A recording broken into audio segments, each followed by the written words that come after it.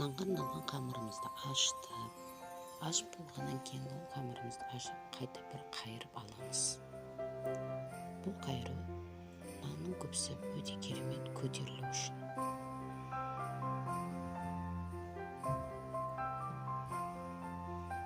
Жылы суды қолданамыз.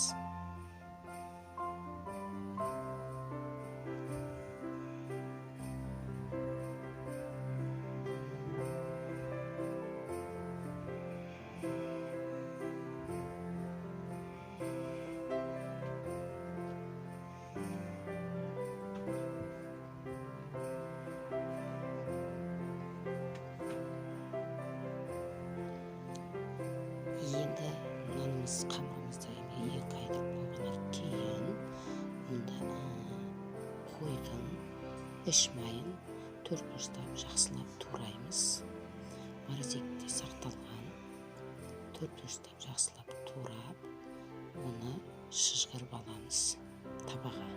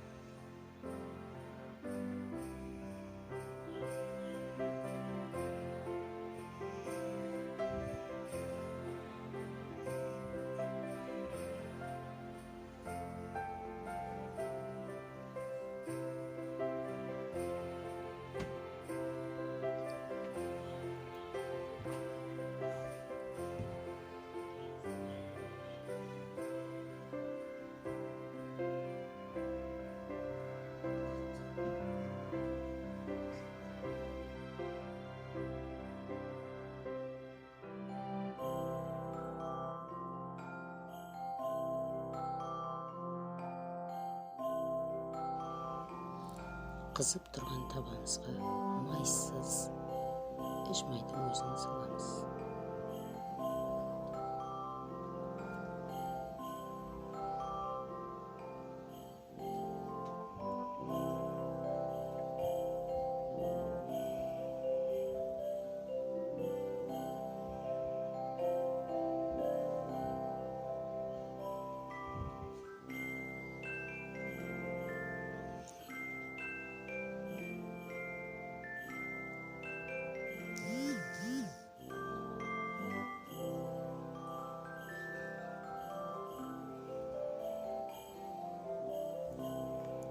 Іш майымызды жайлап отырып, өзі шыжғырылып, әдемі қалыпқа келді. Байқасаңыздар, мұндағы еріген майлары іш майымыздың тоқ май деп айтамыз. Бұл тоқ майды әрине қаттамаға, самса қамырларына қолдануға болады. Ханымдар,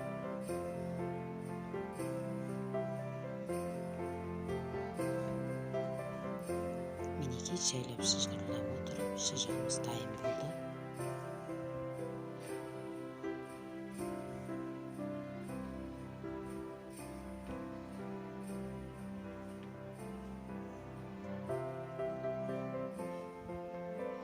Қатты күйдірмей, сап-сары етіп аламыз.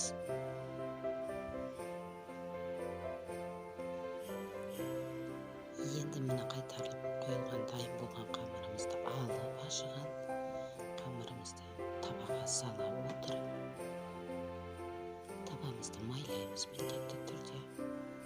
Жылы судың көмегімен қамырымызды алып табаға саламыз. Бірақ салған кезде біз оң жағымыз, байқасаңыздар, теріс қарап отырып саламыз. Соның ішіне шыжықтарымызды жайлап салып шығамыз.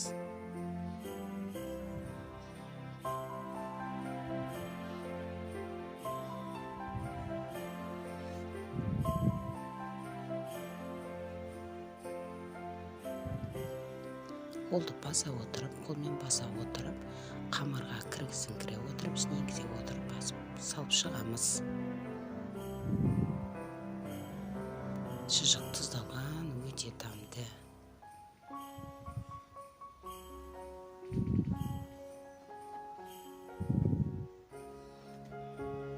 Шыжығымыз қамырымызды салып болғаннан кейін қамырларымызды бір-біріне шұжықтың бетін жауып шығамыз. Қамырмен екі шеттерін қайырып ортаға қарай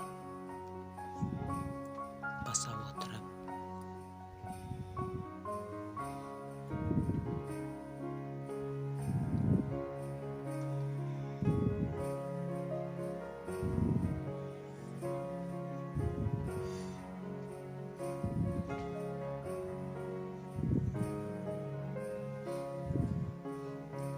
бүгіп қамырымызды оң жағын қаратып қоямыз.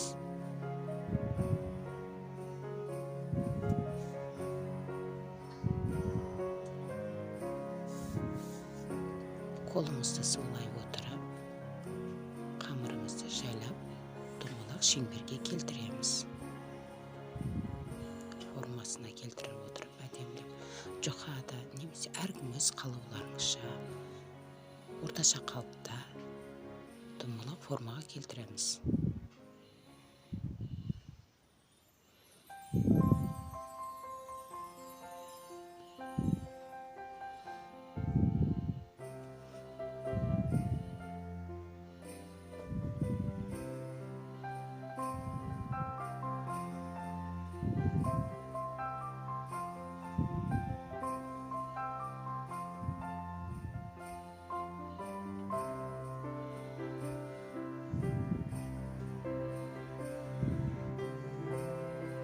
Қолмен шеттерін жақсылап баса отырып, шанышқының көмегімен орталарын тескілеп шығамыз. Бұл әрине қамырымыздың, нанымыздың ортасының қатты көтеріліп кетпес үшін.